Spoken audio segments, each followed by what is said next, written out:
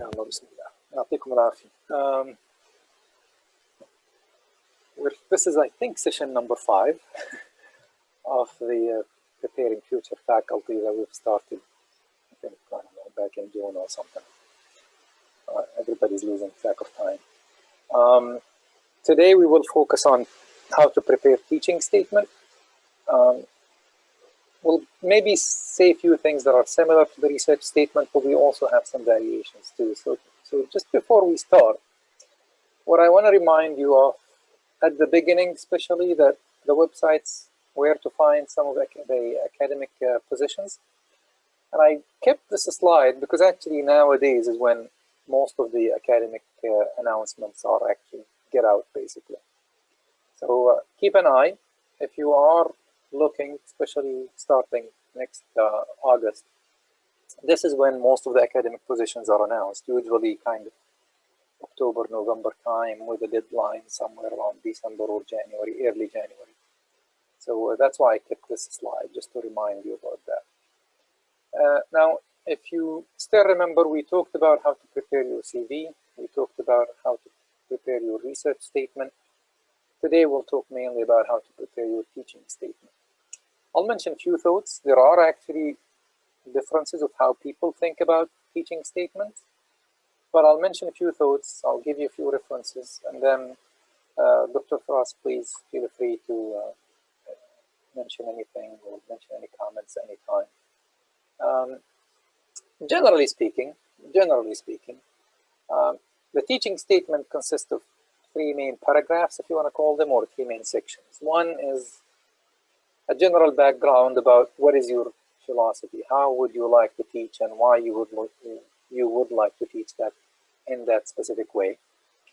The next one, or the next paragraph, or the next section, talks about teaching experience and background. If you have any teaching experience as a TA, what was it, as well as if you have some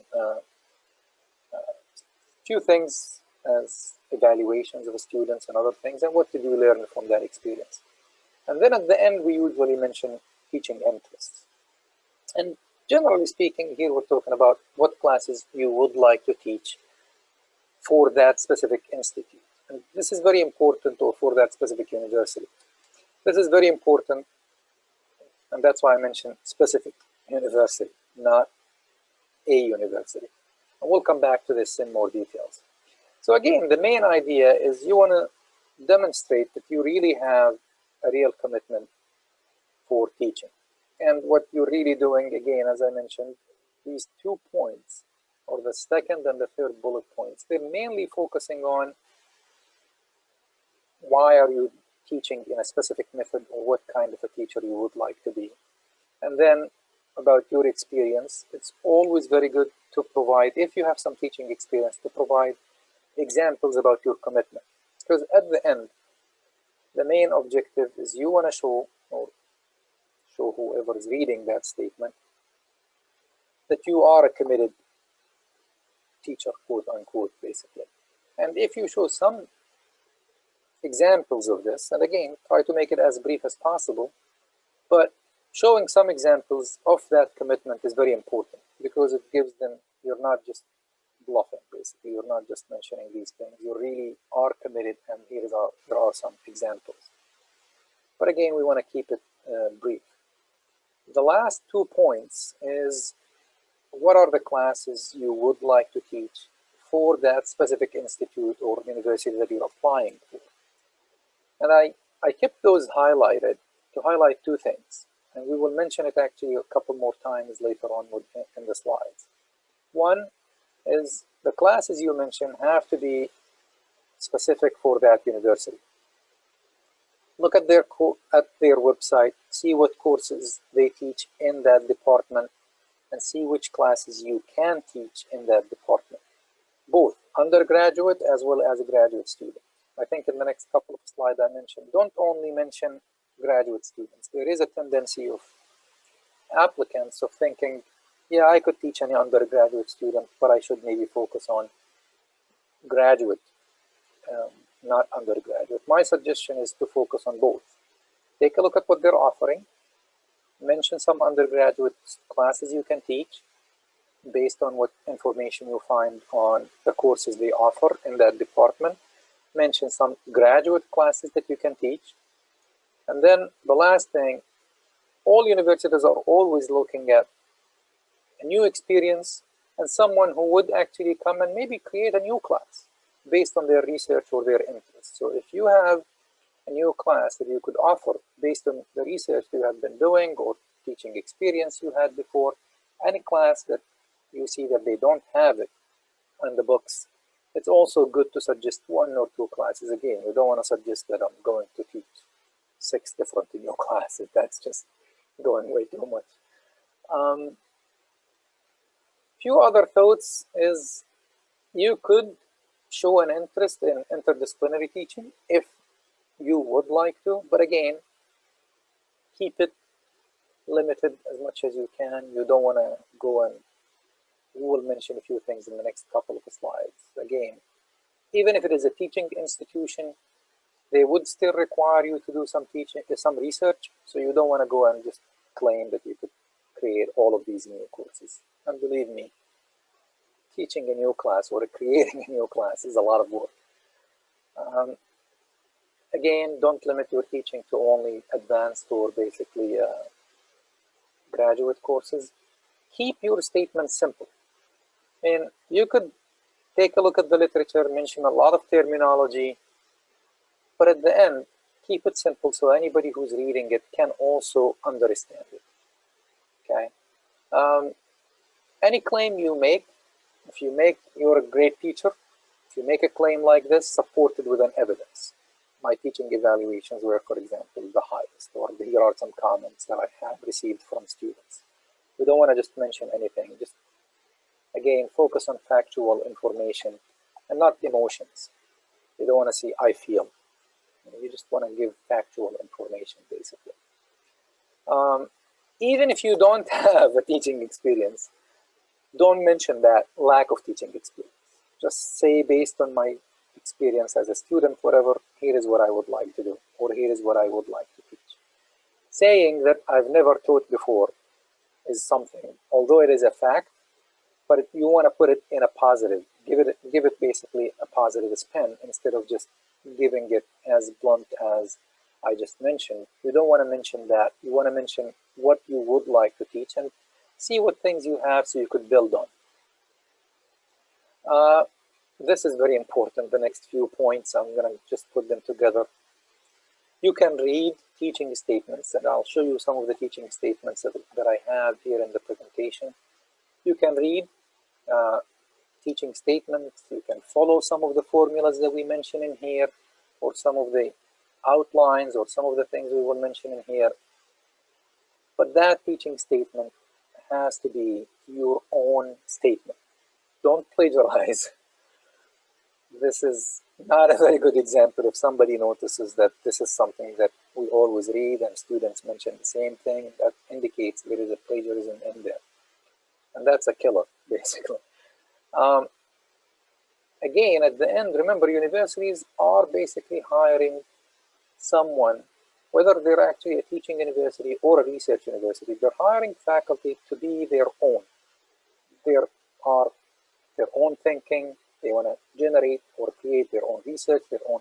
So they want people to be independent thinkers. If you plagiarize or just use somebody else, that's actually, it may get you basically not hired. It just gives the wrong impression about you.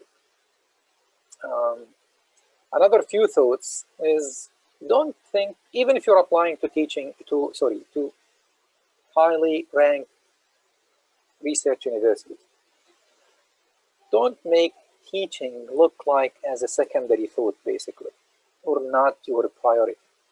At the end, regardless of how you think about teaching, research, big school, small school, all universities are there to teach students, okay?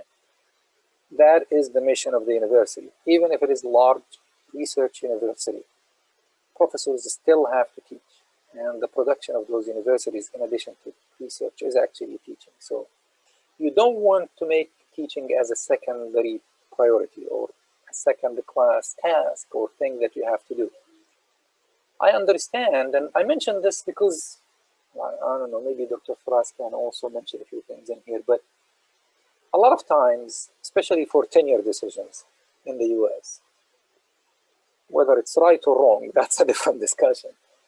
But in a research university, like for example, where I work, 90% of your tenure is actually based on research.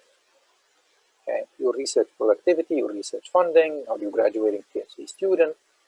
But still, I would, for an applicant, I would still argue that you have to show that teaching is very important for you. And my belief is people who are good researchers, they're also very good teachers too. If you really do very well in research, you should be doing very well in teaching. At the end, research is about writing proposals and papers. And that writing skill requires a skill of explaining basic concepts in many cases.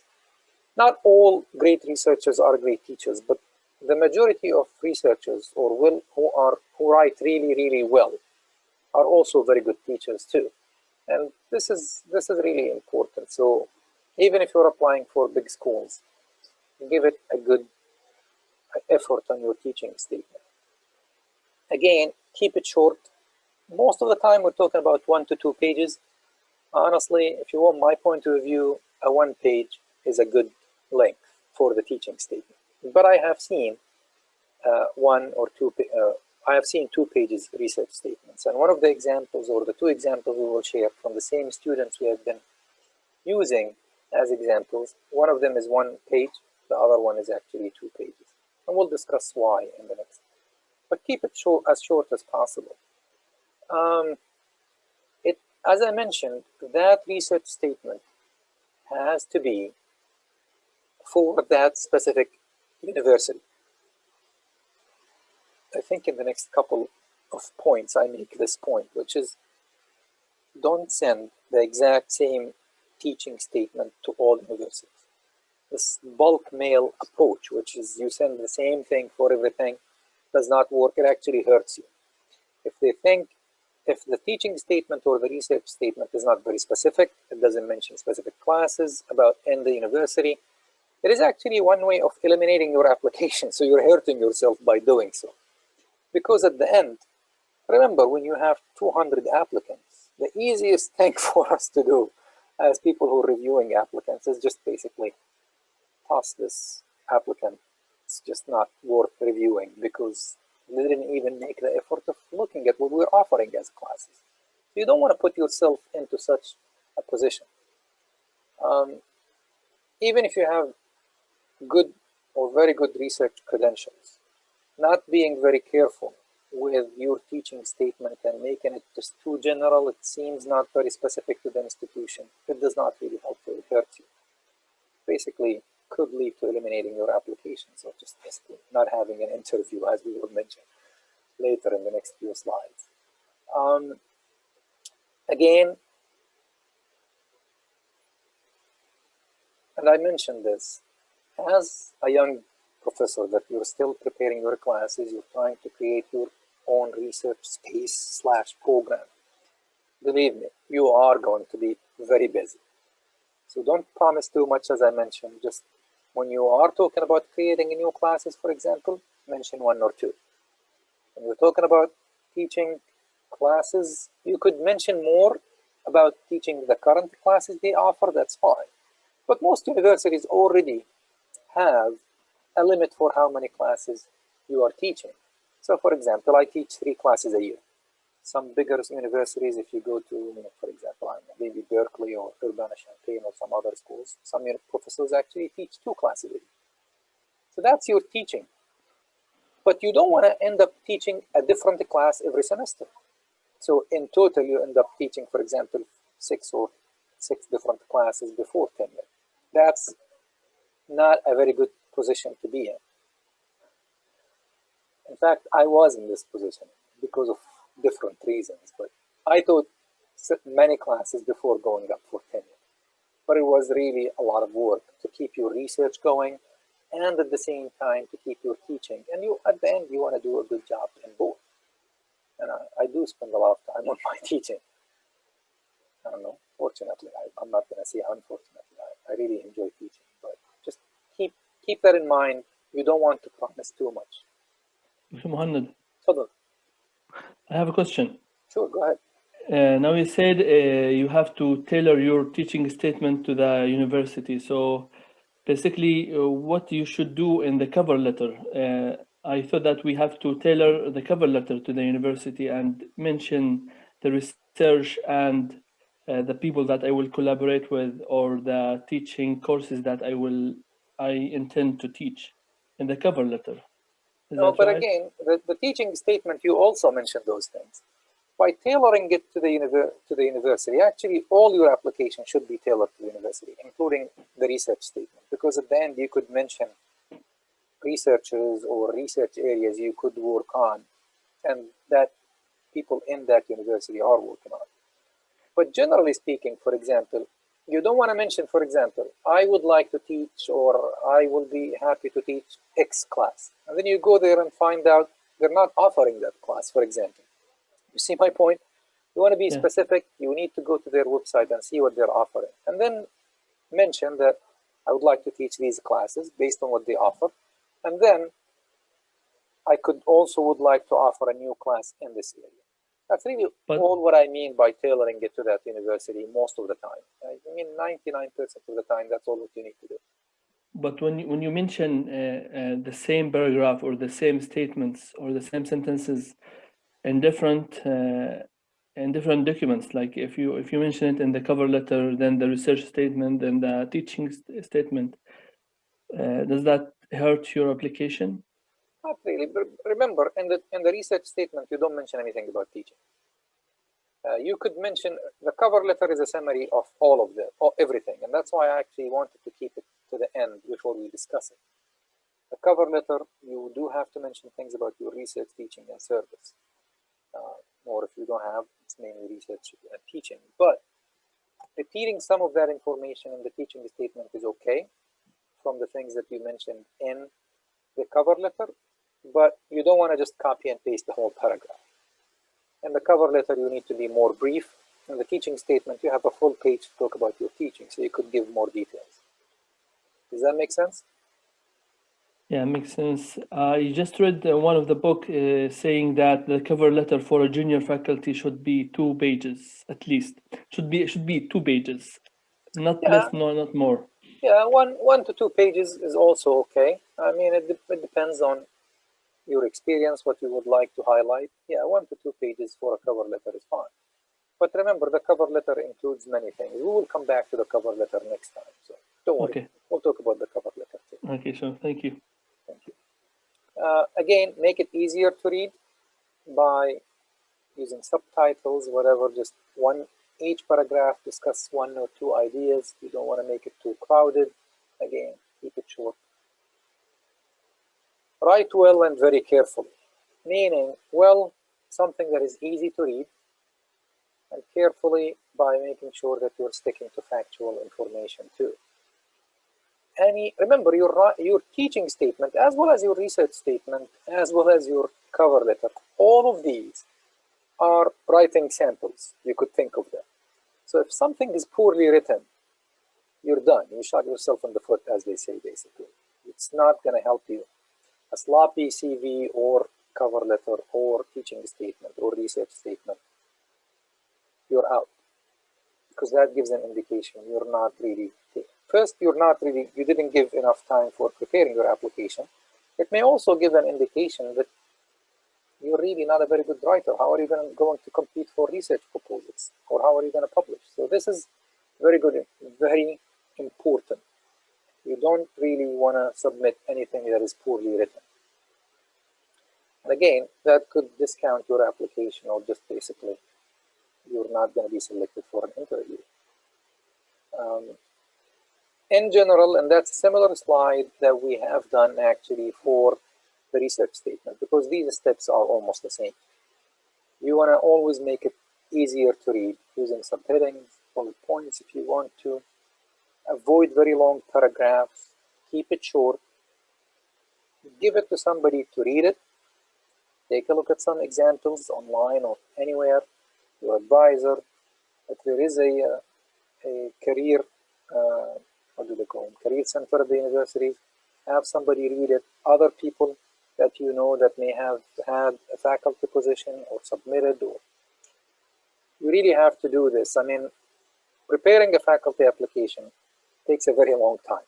You don't want to kind of prepare it the night before or 2 nights before. No, you need to look for people to read it. You want to read it multiple times. I use this, I don't know if people who maybe in the audience that worked with me would know this, with papers and proposals, and the same thing I would use for any writing sample or any writing that you do. But you really, people have to review. You really want to write it very early, leave it and don't look at it for some time, and then come back and read it 1 more time or 2 more times or as many as you need. I use this technique for, if you want to use it for applications, I use it for papers, I use it for proposals. And believe me, when you come back after you leave that document for a few days, you'll be surprised. Who wrote this? How did I write this? So it is usually, you just don't want to wait till the last minute. Sometimes that takes longer time at my end to submit proposals, or I start working on proposals earlier, or papers, or it may get some people a bit frustrated. Some students think I'm taking too long with the time, but at the end you produce a high quality papers, proposals, and even in this case applications. So use some of these techniques. Don't wait till the last minute. Work as early as possible in your application. Again, we talked about, and I think I added this, I was actually planning to move it earlier. Keep it personal. At the end, this explains your own thinking about teaching, your own plan about teaching. Copying and pasting from what somebody else is thinking. You may like those ideas. If you like them, include some of the ideas, but don't copy and paste something that you don't really believe in. At the end, you want to keep it personal. You talk about your own experience, about your own plan. If you have an evidence, and we'll see that in some of the examples, give some of that evidence and give examples. But again, we want to keep it brief. We don't want to go for talking about how you did this or developed this class and talk about it for 2 pages. Again, it should be well connected, should be structured in a way that, as we said, 3 main sections. Try to connect one section to the other if you can, but it has to be really well written. Now, this is a slide that I actually got from, I just pasted as an image. One of the references that I'll give you in the next, maybe the next slide or the one after, is what are these key 3 or 4 paragraphs you should include. I like that slide, although I believe it should be 3 paragraphs, but still, that slide is valid. It talks about being brief, what are the goals, specific classes that you have taught or you TA'd, some evaluations, and then what classes or what is your teaching method, okay? So you could use this also as an example. Again, there are, زي ما بقولوا كل شيخ وله طريقته, بس أعتقد based on my experience, the 3 main sections is basically what I have seen most people use, at least in engineering, since I am engineering. We'll take a look at 2 examples, and again, feel free to ask questions anytime, but I want to show Thomas's teaching statement, which you will see it is basically 1 page. Simple. He stuck to my advice of these 3 main sections. Sean gave a little bit longer, so we will talk about that one, but Sean also had a postdoc experience, so he had a little bit more of a teaching experience maybe based on his experience. So let's go to their statements. This is Thomas's teaching statement. Again, as I mentioned, yeah, that's Thomas. Sometimes, and again, keep that in mind, sometimes you'll find people referring to it as teaching statements, sometimes teaching philosophy, whatever it is, it's basically 1 to 2 page statement about your teaching. I think Thomas used my advice, which is basically how you think about teaching, what type of teaching style or what kind of teacher you would like to be. And if you notice, he had a couple of simple paragraphs. So in the first one, he talks about how he would like to teach students about problem solving and what kind of teaching environment he would like to use. And again, some of them are example about active learning for students using some real world or hands-on experience and other things. And those are very common. And you could use some of these terminologies in your teaching experience. That's not really copying anybody. That's a term or terminology that a lot of people use. And then the next section there is basically the teaching experience. And as I mentioned previously, the teaching experience in here, he basically talked about a program of preparing professional faculty, basically, that is offered here at Lehigh. And then he talked about his experience as a TA, as a teaching assistant in my classes, basically. And then he provided a couple of examples, and that's what I mean by using evidence or examples. If you notice in here, you'll see that I do evaluations for my students. So we did evaluations. He included his rating of teaching, and then some of the feedback. And again, if you notice, all what he did about evidence is 2 or 3 sentences. That's really all what you need just to show them your commitment. So for example, in his case, best TA ever, there was actually real comments that were in his teaching evaluations. I remember reading those evaluations. Awesome lab instructor and always willing to help. You notice he included a number about his teaching evaluation and a couple of comments that showed up in his evaluation. He may have some 1 or 2 bad comments here and there or things to improve, but at least these comments are really real comments. And in my recommendation letter, for example, I did mention some of similar comments because I know I have these evaluations too, and I keep them, especially for students who are interested in faculty positions. I keep them because I want to make sure that I mention some of these things in their recommendation letter. And then at the end, he basically stuck to the outline that we mentioned. He talked a little bit about teaching, talked about teaching interests, and then higher level teaching, and included actually a couple of new classes that he would like to develop. That's all. Not very long, and he basically kept it to 1 page. So it's a 1-page statement, stuck to what the general outline, and used a couple of examples to show experience, commitment to teaching, and then explaining what he would like to teach. And at the beginning is basically how he would like to have his classes being developed. Now the second one, and you guys are not asking me questions. Dr. Muhammad, I have a question actually. Sure, go ahead. Thank you. How, like we have been today, like with attending the online teaching forum, right? And nowadays it's all about how you can adapt all these new ways of teaching and all of that. How you would incorporate all of these new stuff in your teaching philosophy? Okay, good. Did you teach before the corona? I've been a TA for so many times. So during the corona, we transferred, actually, we moved, I taught mainly labs. Okay. Yeah, that's what Thomas did too. He mainly was instructing as an instructor as a lab. That's fine. Yeah. And in the time of corona, when the corona started, we actually starting to record the experiments and do videos for the students and something like that. So it wasn't that much, a lot of rich experience for me. Like I haven't gained that much actually experience in the corona time. Okay. So how could we improve our, skills regarding that? And also, this is what I'm trying to learn. That's why I attended the forum actually today, just to learn what's new, what we could do actually in such cases, and even like in future events. We don't know if this is going to happen again, or even maybe going to continue some for more years and years. So we don't know.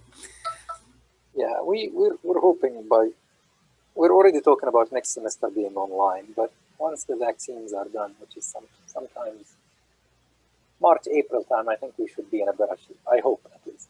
Okay, you think that you did not have a lot of experience. I believe you do.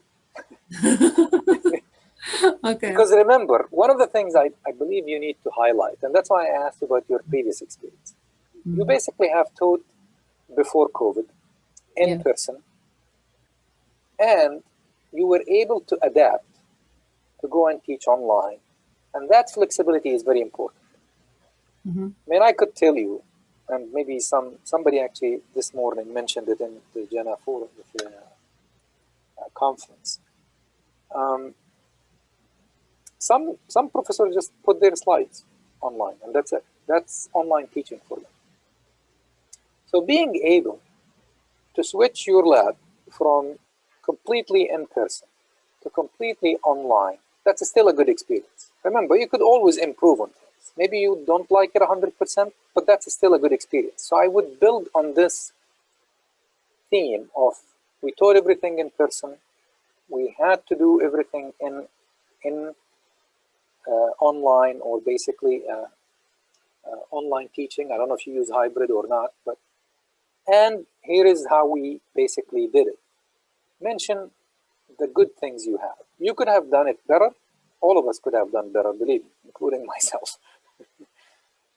But I think I would build on that. I know it is a universal experience, but not everybody who is applying for the faculty position had that experience. Some people may have TA'd before and did not have the experience of doing or running a lab online. So that's a good experience. I would build on that. Again, you want to show it in a good way, basically, or put a spin on it that actually makes it a good experience for you. Although you think it's not good, I believe it is a good experience. I was thinking actually, I don't know, like I was like for example, one of the job posting that I'm applying to, it's mainly teaching laboratories. So I'm searching right now, how could even I can personally build a curriculum for that laboratory, like an alternative one, let's say, in case if we can't do it like in person. So I was like, let's make a plan. If this could happen, what should I do? Like, because you need to be prepared. Even like if you get to that point when you want to meet these people, and in a job interview. So you've been asked this question again. You need to have like you need to have an answer about that, right? That's So true. I And was like, actually, if you're thinking about that, I would actually include it in my teaching statement. You yeah, could that's say why in I'm. future, Yeah, in the future, I'm thinking about doing this, this, and this. yeah. I was One like, thing, I don't know if you were Can I there. put that in the statement? I That's what think that's okay. That's totally fine. You could put it toward the end, or at the beginning. If you think it is a very attractive idea, I would highlight it at the beginning of the teaching statement, and I'll tell you why at the beginning in a minute. Let me just finish this thought Okay, thank first. you. Thank you. One thing that you could think about, there is a lot of now online lab methods. For example, I looked before the semester, I looked myself, how can I run my lab online? And I ended up doing kind of a hybrid system where we do have some of the students go in the lab, because the Lehigh started basically allowed us to go in-person labs. Then we had the COVID cases went up, so we kind of took a break for 3 weeks. Now they're going to allow us one more time in the lab. But I did actually, I was flexible. I was able to kind of change my teaching plan to fit what we can do, including number of people in the lab. For example, you have a lab section that has 20, but the university only allows you to have 10 students. I divided my lab sections into 2 subsections, and I modified my experiments to be able to finish everything within that time limit. So you need to, that flexibility is always appreciated. And believe me, people who are flexible are considered an asset at some of the institutions, because they know a department chair knows, if I go to this person, he's flexible, he can tweak things, he can help us. People like that are considered as an asset. So showing that you're thinking about the future, flexibility, if you could change things depending on the situation, that's always a plus. Now I'll go back to Dr. Mahmoud. This morning, Mahmoud Al-Kufahi did actually mention a few things that he did in a physics lab and trying different online options. I don't know if you were there during his presentation. Yes, I was there actually. That but you could actually use some of the ideas he has, but again, those were more on physics. You're in a different field. But. For the chemistry, it's more that, I mean, it's not that much easy, but at some point you can still do some stuff like,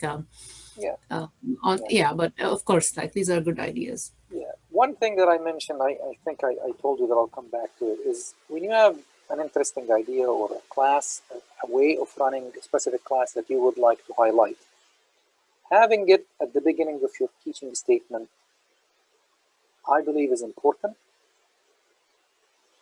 One of the things that I noticed, and even sometimes in myself, especially when you have so many applicants, and you're applying, and a lot of universities are mainly looking for, especially if you're applying for a research university, looking for people and looking at their research experience. Many people who are on the committee don't read the teaching statement that carefully. So having interesting ideas at the beginning of it is maybe important. It may attract them to read it. It's unfortunately, it happens. I have seen it. Sometimes I could flip through it myself very quickly, but having things at the beginning or highlighting things at the beginning of your research statement may actually force people to read it in more details. And that's, if you have a very good teaching statement, that's always a very good thing. So that's why if you want to highlight an idea, I suggest highlighting it early on. It doesn't have to be the first sentence, but early on. And just to mention something on the side, I actually learned this from writing proposals. You don't want people to read 2 pages before knowing what your research proposal is about, or what is the goal of your research proposal. So a lot of times I start my proposals by saying the goal of this proposal. And then you tell them what you're planning to do in the first, I don't know, paragraph or so. You will add more details later on, but highlighting it at the beginning makes it more attractive. Does that make sense? Fatima, you're okay? Yes, sorry, I was unmuted. Yes. No, that's fine. I just want to make sure that I answered your question. Yeah, of course. Thank you so much. You always do. Thank you. Now let's take a look at the second one, and this is for Sean. And if you take a look, he did talk a little bit about his interest, what he would like to do with the students, a little bit at the beginning. But Sean had, in addition to being a PhD student, he also worked as a postdoc, and he had some teaching experience as a postdoc too, just when professors are traveling, whatever, all of that. So he kind of included more details. But again, if you take a look in this specific section there, he does mention evidence, student evaluation. He didn't mention student comments, but student evaluation. By the way, I don't know if you know, but anything like in the 4s, 4.5 and above is usually a very high student evaluation. So he talked about different experiences. He talked about his experience as a postdoc and when he did teach some classes as a postdoc. And then he talked a little bit about philosophy. So if you notice, he kind of flipped his statement a little bit different. It's a personal preference. I personally like the first style more. It's more structured. You could see it. But this is also good. It landed him a job. Must be a good option too. And he talked a little bit about what he tried to use as his teaching style.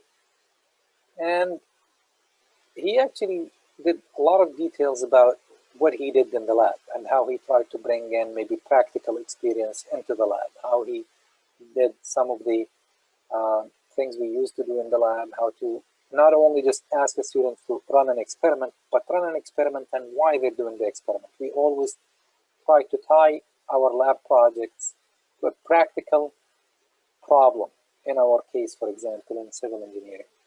And we always try to emphasize this so students can see why we're doing this. We don't want the students to run an experiment just for the sake of running an experiment.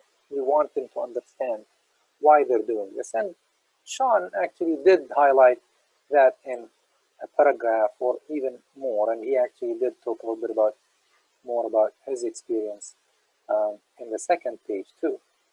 Now, what he talked about, if you notice in here, I think it was an overkill. In this paragraph, he mentioned several classes that he would like to teach, and I think that's too much. I personally think 1 or 2 classes, but again, I don't remember.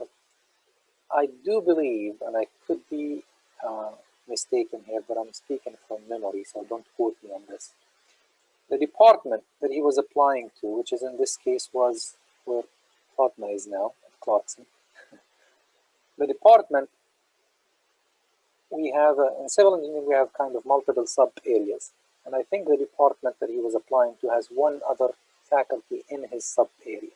So he maybe he thought that he need to cover multiple classes, and that's why he mentioned different classes. So that could be a special case in this case. But I do believe these are many classes, especially that some of them are new classes. And it could be that some of them were mentioned actually in the announcement for the position. Maybe that's why he felt that he has to highlight them. But he does talk about creating a couple of new classes in the department, like energy geotechnics, which is a new area, but that's part of his research too. So he did, if you notice, he actually filled almost 2 pages. I think he did more details about what he would like to do in different classes, mentioned details about those classes, specific classes. For example, in the advanced numerical methods, he talked about multiple methods of numerical modeling. In this energy geotechnics, he actually did include details about it too. So I think it's maybe longer than what it should be. In here, one of the activities that Sean was doing was he was actually involved professionally with some organization in our professional field that did some interviews with like giants in the field, and he did multiple of those interviews, and apparently he tried to elaborate on his experience with them and what they thought was important for teaching in these few sentences here. Still, not a bad idea. It highlights his experience. It highlights that he met with these people. He learned something from them. So that's still a good thing. But again, 2 pages is maybe too long, especially when you're applying for a research university. But if you're applying for a teaching university, 2 pages is actually a good length for it. So that's mostly what I have. I think we do have maybe a couple more slides. Let me just check at the end. Oh yeah, let me just share a couple more slides for the links that I have at the end. Part of what you see in this presentation, which is basically what I try to summarize and I reference them. We talked about the 2 students. In this specific presentation, I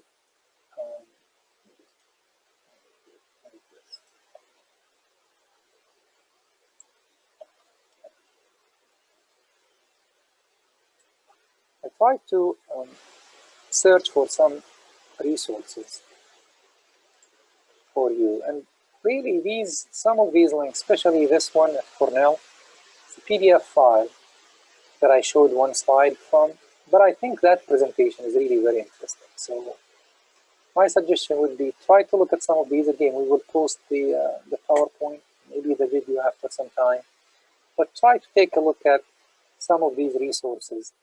This one from Cornell, I think, is very interesting, so I would advise you to take a look at it. It specifically talks about how to prepare, basically, your teaching statement. And again, the last slide is similar to the last slide that we had last time, which is basically where you can get help. And you can get help from multiple sources. Those are the exact same sources that we talked about last time. Advisor and other faculty.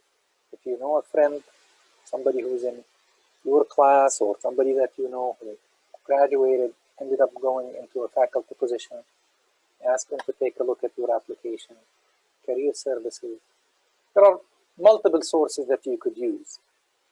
Again, the most important thing I would say is avoid plagiarizing, basically, or copying something that you don't believe in. That's all what I have on the slides.